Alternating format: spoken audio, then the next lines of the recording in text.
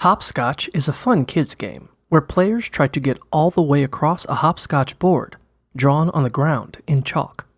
To play hopscotch, first draw the board on the ground in chalk, which looks like a vertical column with 3 singles boxes, then a pair of boxes, then an alternating set of single boxes in pairs, and finally, a half circle at the end. Number each square in ascending order. Now, each player gets a beanbag, bottle cap, or token. The first player tosses their token onto the first square. If the token doesn't land in the first square, that player loses their turn. If it does land in the first square, that player hops across each square on 1 foot.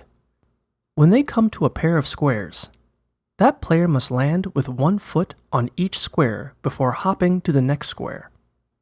When that player gets to the end of the board, they turn around and hop back the same way.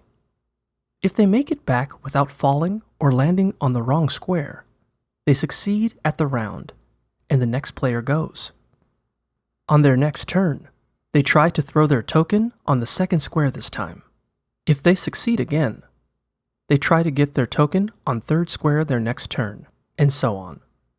If a player falls, lands on the wrong square, or steps on a line, their turn ends and they have to start over on the same square their next turn.